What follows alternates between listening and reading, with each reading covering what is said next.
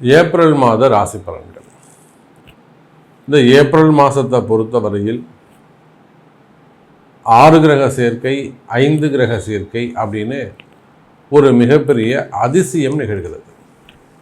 பொதுவாக ஒரு கிரகங்கள் 2 கிரகங்கள் சேர்ந்திருப்பது ரொம்ப சிறப்பு.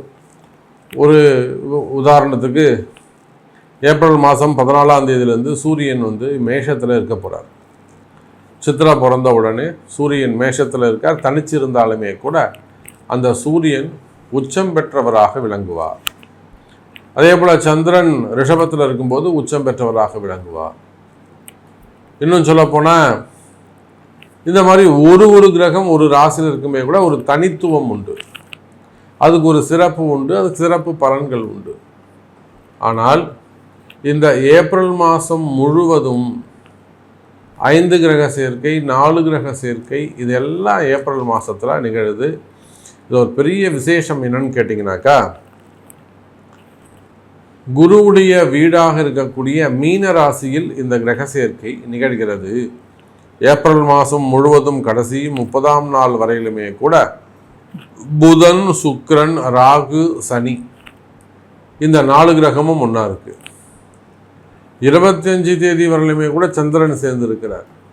அப்போது மீன ராசியில் 4 கிரகங்கள், அதிகபட்சமாக 5 கிரகங்கள் கிரக சேர்க்கை நிகழ்கிறது. இதில் என்னன்னா, இந்த சனி ராகு காம்பினேஷன் ஆகவே ஆகாது. இந்த சனியும் ராகுவும் ஒரு இடத்துல ஒன்று சேர்றாங்க அப்படின்னாக்கா அந்த இடத்துல ஒரு அடிதடி நடக்க போகுது. அப்படி இல்லைன்னா ஒரு மறைமுகமான ஒரு ஜெயில் யோகம் ஏற்பட போகுது. அப்படி இல்லைன்னா தேவையில்லாத சிறைவாசங்கள் ஏற்பட போகுது. அப்படி இல்லைனாக்கா தேவையில்லாத வம்பு வழக்குகள் எல்லாம் வரப்போகுது அப்படின்னு அர்த்தம். இதுவே நம்ம பாசிட்டிவாக சொல்லணும் அப்படின்னாக்கா, இதே சனி ராகு காம்பினேஷன் இருக்குமே ஆனால் அந்த சனி ராகு உங்கள் ஜாதகத்துக்கு நல்லவராகவும் வல்லவராகவும் இருப்பார், சுபராக இருப்பாரே ஆனால் கனிம வளங்கள் சம்பந்தப்பட்ட தொழிலில் கொடிகட்டி பறக்க போறீங்கன்னு அர்த்தம். ஏன்னா சனி இருட்டு, 2வது கனிம வளங்கள், விவசாயம் சம்பந்தப்பட்டது எல்லாமே சனி தான், பூமி சம்பந்தப்பட்டது. அப்போ கனிம வளங்கள் குவாரிகள் வச்சு நடத்தக்கூடியவங்க, க்ரஷர்ஸ் வச்சு நடத்தக்கூடியவங்க, கிரானைட்ஸ் அந்த பிஸ்னஸ் பண்ணக்கூடியவங்க, விவசாயம் சார்ந்த பெரிய பெரிய பிஸ்னஸ் பண்ணக்கூடியவங்க, அன்றைக்கெல்லாம் பாரு 100 கோடி 200 கோடிக்கு மேலே ஃபேக்ட்ரி வச்சு நடத்தக்கூடியவங்க விவசாய பொருளே. அப்போ அந்த சனி ராகு காம்பினேஷன் இருக்குமே ஆனால் அப்போ இந்த மாதிரி கனிம வளங்கள் சம்பந்தப்பட்ட பிஸ்னஸ், விவசாயம் சம்பந்தப்பட்ட பெரிய பிரம்மாண்டமான ஒரு தொழில் அமைப்பு, அந்த தொழில் அமைப்புகளுக்கெல்லாம் சிறப்பானதாக இருக்கும். அப்போ ஒரு சனி ராகு ஒரு இடத்துல சேரும் பொழுது ப்ளஸ்ஸாக பார்க்கும்போது தொழிலில் அபரிமிதமான வளர்ச்சி, ஒரு எக்ஸ்ட்ராடினரி டெவலப்மெண்ட், பெரிய பெரிய வாய்ப்புகளை எல்லாம் கொடுப்பார். பல கோடி, பல 1000 கோடி இல்லை பல 100 கோடி வாய்ப்புகளை எல்லாம் வாரி கொடுப்பார். அந்த மாதிரி ஒரு பெரிய பிக் லெவலில் உங்களை கொண்டு போய் சேர்ப்பார். அப்படியே ஆப்போசிட் சைட் பார்க்கும்போது யாருக்கெல்லாம் ஜாதகம் வலு இழந்திருக்கிறதோ அங்கெல்லாம் போய் பார்த்தீங்கன்னாக்கா ரொம்ப மோசமாக ஒரு வீண்பழி அவமானம், தலைகுனிவு, தேவையில்லாத சண்டை சச்சரவு, வேலை செய்கிற இடத்துல பிரச்சனை, வம்பு வழக்கு, கோர்ட்டு கேஸு, ஜெயில் யோகம் இதெல்லாம் கொடுத்துருவார். கூட இந்த சூரியன் இங்கெல்லாம் சேரும்போது அரசியல் தலைவர்கள், அரசியலில் ஈடுபட்டிருக்கக்கூடியவர்கள் இவங்களுக்கு எல்லாமே கூட மறைமுகமான ஒரு சில வெளியில் சொல்ல முடியாத மறைமுகமான ஒரு சில குறைகள் அல்லது பிரச்சனைகள் ஏற்பட்டிருக்கும். அது ஃபேமிலியாக இருக்கலாம், கட்சியாக இருக்கலாம், பதவியாக இருக்கலாம். அதே சனி சுக்கிரன் சேருகின்ற பொழுது நிச்சயமாக குடும்ப பெண்கள், ஃபேமிலிக்குள்ள நிறைய மனக்குழப்பங்கள், மன சங்கடங்கள், தேவையில்லாத ஒரு டிப்ரெஷன் அல்லது உடல்நிலை ஆரோக்கியம், ரொம்ப அதிகப்படியான ஒரு உடல்நல குறைவுகள், உடம்பு சரியில்லாமல் போகிறது, இந்த மாதிரியெல்லாம் இந்த சனி சுக்கிரன் சேர்க்கையில் ஃபேமிலி குறிப்பாக குடும்ப பெண்களுக்கு அவ்வளோ சிறப்பானதாக இருக்காது. அதே சமயத்தில் சூரியன் சேருகின்ற பொழுது அரசாங்க அதிகாரிகளுக்கெல்லாம் கொடிகட்டி பறக்கின்ற யோகம், நினைத்ததையெல்லாம் சாதிக்கின்ற யோகம். ஏன்னா அரசு அதிகாரிகள் அப்படின்னு நம்ம சொல்லும்போது நமக்கு தெரிஞ்சு எத்தனையோ ஒரு உயர்நிலையில் ஒரு ஹையர் ரேங்கில் இருக்கக்கூடிய அதிகாரிகள், காவல்துறை அதிகாரிகளாக இருக்கலாம், இல்லை எந்த டிபார்ட்மெண்ட் வேண்டுமானாலும் இருக்கலாம். ஒரு ஹையர் ரேங்கில் நல்ல பொசிஷனில் இருக்காங்க, ஒரு ஐஏஎஸ் ஐபிஎஸ் இல்லை ஒரு இன்ஜினியர். அப்போது அரசாங்க அதிகாரிகளாக இருப்பார்களே, ஆனால் அவங்களுக்கெல்லாம் ஒரு நல்ல யோகம் காத்திருக்கிறது. அதே போல் இன்வெஸ்ட்மெண்ட்ஸ், நம்பிக்கையான விசுவாசமான நமக்கு நபர்கள் கிடைக்கல. ஒரு 10 ரூபா முதலீடு செய்யணும் சாமி, நம்மகிட்ட கொஞ்சம் பைசா இருக்குது, ஒரு விசுவாசமான நபர்கள் நமக்கு வேணும். ஒரு 100 ரூபா இருக்குது, அதை எடுத்து நம்ம செலவு பண்ணணும். இல்லை ஒரு 1000 ரூபா இருக்குது, அதை நம்பிக்கையாக வச்சு ஒரு தொழில் செய்யணும். அந்த மாதிரி நம்பிக்கையான நபர்கள் கிடைக்கக்கூடிய அபரிமிதமான யோகம். அப்போது உலகம் முழுவதும் வாழக்கூடிய என் அன்பு பக்தர்களே, இதில் நீங்கள் எந்த இடத்துல இருக்கிறீங்க அப்படிங்கிறது தான் முக்கியம். ஏன்னா இந்த 4 கிரக சேர்க்கை என்பது இந்த ஏப்ரல் மாதம் முழுவதும் இருக்கின்ற காரணத்தினாலும், ஏப்ரல் 14ஆம் தேதியிலிருந்து பஞ்சமஸ்தான அதிபதி அப்படின்னு சொல்லக்கூடிய சூரியன் உச்சம் பெறுகின்ற காரணத்தினாலும், அதே போல் சனி பயிற்சி முடிஞ்சு வரக்கூடிய முதல் மாதம், திருக்கணித பிரகாரம் சனி பயிற்சி நடந்திருக்கு. சனி பயிற்சி முடிஞ்சு ஃபஸ்ட்டு ஆரம்பிக்கக்கூடிய ஃபஸ்ட்டு மந்த்து. அப்போ சனி பகவான் மீன ராசிக்கு வந்திருக்கிறார். அப்போ இதனால் நல்ல யோகங்களும் பல பல சுபத்துவமான நன்மை நடக்கக்கூடிய மாதமாகவும் இந்த மாதம் அமைகிறது. சரி வாங்க, இது ஜென்ரல் ப்ரெடிக்ஷன்ஸ் தான். உங்கள் ராசிக்கு ஸ்பெசிஃபிக்காக தனித்துவமாக என்ன சொல்லுது ஏப்ரல் மாதம் என்பதை பார்த்து விடுவோம். அன்பார்ந்த துலாம் ராசி அன்பர்களே, துலாம் ராசியை பொறுத்தவரையிலும் இந்த மாதம் ஏப்ரல் மாதம் அதி சிறப்பான மாதமாக அமைகிறது. காரணம் என்னன்னு கேட்டிங்கன்னா, நான் சொன்ன 5 கிரக சேர்க்கை, 6 கிரக சேர்க்கை, 4 கிரக சேர்க்கை, கடைசி வரையிலும் 3 கிரக சேர்க்கை. இந்த ஏப்ரல் 30ஆம் தேதி வரையிலும் 4 கிரக சேர்க்கையே இருக்குது. எப்படின்னா சனி, ராகு, புதன், சுக்கிரன், இவங்க 4 பேரும் ஏப்ரல் 30ஆம் தேதி வரையிலும் மீனத்தில் இருக்கிறாங்க. அப்போ உங்களுடைய ராசிநாதன்னு சொல்லக்கூடிய சுக்கிர பகவான் ராசிக்கு 6ஆம் பாவத்திலே, ராசிக்கு 6ஆம் பாவத்திலே சனி, ராகு அப்படின்னு சொல்லக்கூடிய 2 மிகப்பெரிய அசுப கிரகங்களோடு இணைகிறார். அப்போ கவலை வேண்டாம் துலாம் ராசி என்பர்களே, நிச்சயமாக இந்த மாதம் நடக்காத விஷயங்கள் எல்லாம் நடந்தேறும். நீங்க எந்த தொழில் செய்பவராக இருந்தாலும் சரிதான், எந்த வேலை செய்பவராக இருந்தாலும் சரிதான், துலாம் ராசி அன்பர்களே, வெற்றி மேல் வெற்றி கிடைக்கக்கூடிய அற்புதமான ஒரு மாதம் இந்த ஏப்ரல் மாதம். இன்னும் கூட சொல்ல வேண்டும் என்று சொன்னால், எனதருமை துலாம் ராசி நேயர்களே, ராசிநாதன் சுக்கிரனும் ராகுவும், சார் சுக்கிரன் ராகு சேர்ந்தாங்கனாக்கா பெரும் பணயோகம், அளவிட்டு சொல்ல முடியாத ஒரு மிகப்பெரிய பணக்கார யோகம். லிமிட்டேஷன் சொல்ல முடியாது. ஒரு 100 கோடி ரூபாய் இருக்கும், 1000 கோடி ரூபாய் இருக்கும், ஒரு 5000 கோடி இருக்கும், நம்ம அளவிட்டே சொல்ல முடியாது. அதே போல நிறைய துலாம் ராசி என்பர்கள் கையில் கொஞ்சம் பணம் வச்சுருப்பாங்க.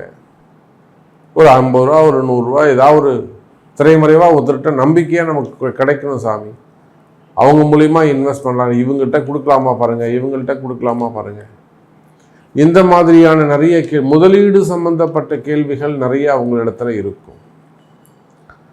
அப்போது இந்த ஏப்ரல் மாதத்தை பொறுத்தவரையில் மிகப்பெரிய பணயோகம் உங்களுக்கு காத்திருக்கிறது துலாம் ராசி அன்பர்களே. ஒரு நல்ல தனயோகம் பணயோகம் வரப்போகுது. அதோடு மட்டுமல்ல, அபரிமிதமான ஒரு எக்ஸ்ட்ராடினரி ஜாப் ஆப்பர்ச்சுனிட்டி அல்லது ஒரு எக்ஸ்ட்ராடினரி பிஸ்னஸ் ஆப்பர்ச்சுனிட்டி உங்களுக்கு கிடைக்க போகுது. அப்படி இல்லை, நீங்கள் ஒரு நார்மல் பொசிஷனில் இருக்கிறீங்க, மிகப்பெரிய ஒரு மிகப்பெரிய ஒரு கனெக்ஷன்ஸ் பெரிய நிறுவனத்தோடோ ஒரு தொழிலதிபர்களோடு அரசியல் தலைவர்களோடு அமைச்சர் பெருமக்களோடு மிகப்பெரிய தகவல் தொடர்பு உங்களுக்கு கிடைக்க போகுது. இதெல்லாம் துலாம் ராசி அன்பர்களே உங்கள் வாழ்க்கையை முன்னேற்றுவதற்கான காலம்.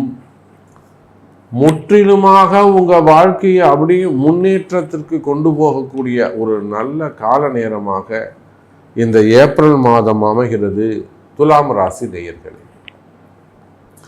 அப்ப யாருக்கெல்லாம் இது பொருந்தும், யாருக்கெல்லாம் இது நடக்கும் அப்படின்னாக்கா, நிச்சயமா உங்களுக்கு நல்ல தசாபுத்திகள் இருக்கான்னு பார்க்கணும், நல்ல நேரங்கள் அமைந்திருக்கான்னு பார்க்கணும்.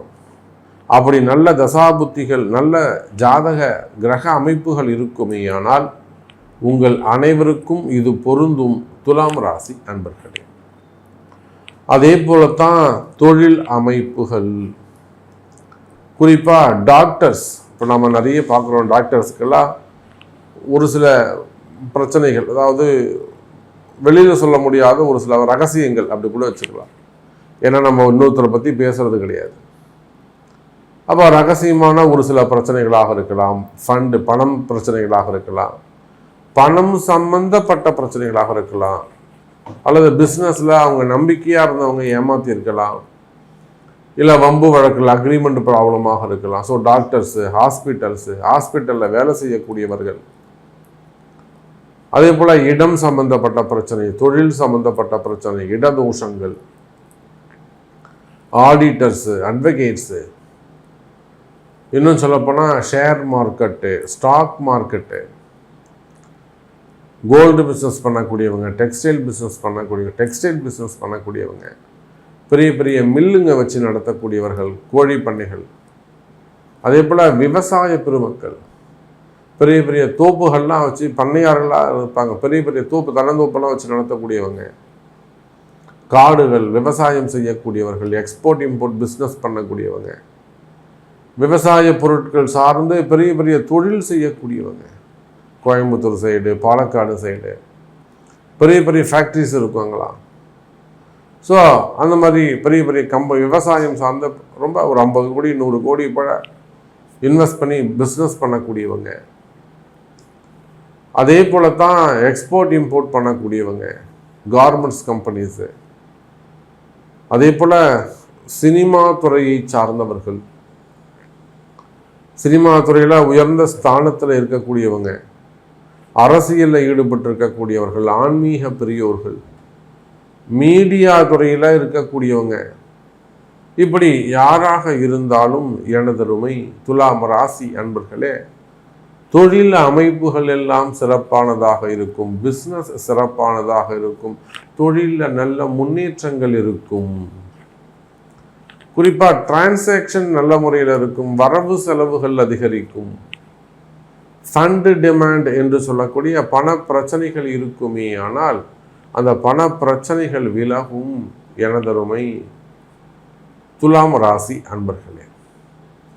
குறிப்பாக கடன் சுமைகள், கடன் பிரச்சனைகள், வம்பு வழக்குகள், கோர்ட்டு கேஸு, குறிப்பாக தொழில் போட்டிகள், தொழில் எதிரிகள், வம்பு வழக்குகள், வேலை செய்கிற ஆள் விசுவாசமாக தூய்மையாக இல்லாமல் இருக்கிறது, ஏமாத்துறது, திருடு போகிறது, மெயினாக திருடு போகிறது, பொருட்கள், பணம், நகை இதெல்லாம் ஏமாற்றப்படுவது, இந்த மாதிரியான பிரச்சனைகள் நடந்திருக்குமே ஆனால் அவையெல்லாம் ரெக்கவரி ஆவதற்கான வாய்ப்புகள் உண்டு. கவலை வேண்டாம் துலாம் ராசி அன்பர்களே. அதே போலத்தான் வெளிநாட்டில் வசிக்கக்கூடியவர்கள், விசா சம்பந்தப்பட்ட ப்ராப்ளம் அல்லது ரினிவல் சம்பந்தப்பட்டது, என்கொயரி, மெயினாக ஜாப் ரிலேட்டடாக வரக்கூடிய ப்ராப்ளம், ஜாபில் இருக்கக்கூடிய அந்த முன்னேற்ற தடைகள், அது ப்ரைவேட் ஜாபாக இருக்கலாம், கவர்மெண்ட் ஜாபாக இருக்கலாம், மெயினாக ப்ரைவேட் ஜாப், முன்னேற்ற தடைகள் இருக்குமே. ஆனால் அந்த முன்னேற்ற தடைகள் கூட விலகுவதற்கு வாய்ப்புகள் உண்டு துலாம் ராசி அன்பர்களே. கடைசியாக திருமண யோகம். திருமண யோகத்தை பொறுத்தவரையில் துலாம் ராசி என்பர்களே சிறப்பான யோகம்.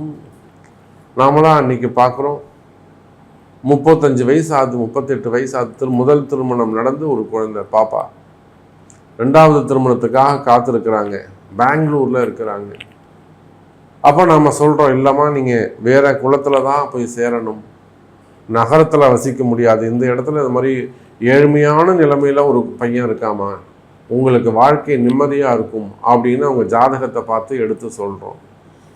உடனே பாருங்கள், அந்த பாப்பா ஐடியில் வேலை செஞ்சுன்னு இருக்கக்கூடிய ஒரு பெண் இமீடியட்டாக அந்த கிராமத்து சூழ்நிலைக்கு போய் அடாப்ட் ஆகிறாங்க. சொல்கிற பேச்சை கேட்டு நல்ல கணவன் எனக்கு அதுதான் சாமி முக்கியம், நல்ல குடும்பம் அமையணும், அது எங்கே இருந்தால் என்ன சாமி, நான் அவர் இருக்க இடத்துக்கு நான் போகிறேன் அப்படின்னு சொல்லிட்டு கிராம சூழ்நிலையில் போயிட்டு அதை அடாப்ட் ஆகிறாங்க.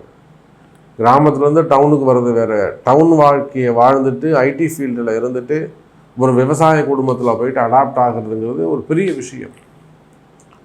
அப்போ அதை போல் 38 வயசு 40 வயசில் செகண்ட் மேரேஜுக்காக காத்திருக்கக்கூடிய பெண்களாக இருப்பீர்களே ஆனால் திருமண யோகங்கள் நடைபெறும். சீக்கிரமாக பண்ணிடணும், அது தாமதிக்கக்கூடாது. ஒரு 3 மாதம்தான் உங்களுக்கு அந்த யோகம், ஜூன் மாதம் வரலாம் தான் இந்த திருமண யோகம். அதே போலத்தான் ஆண்களுக்கும் முதல் திருமணம், 2வது திருமணம், தடைப்பட்ட திருமணம், வயோதிக திருமணம், காதல் திருமணங்கள், இதிலெல்லாம் திருமண யோகங்கள் உண்டு. அப்போ நிறைய விஷயங்கள் நம்ம பேசிக்கிட்டே போகலாம். துலாம் ராசி என்பர்களே, உங்களுக்கு என்ன தேவை, உங்களுடைய கேள்விகள் என்ன என்பதை உங்களுடைய பிறப்பு ஜாதகம்தான் பேசும். உங்கள் பிறப்பு ஜாதகத்தை கொண்டு தொடர்பு கொள்ளுங்கள் என்பதை தெரிவித்துக்கொண்டு மீண்டும் ஒரு அற்புதமான பதிவில் சந்திக்கிறேன். நன்றி, நமச்சிவாயம், ஜெய் வராகி.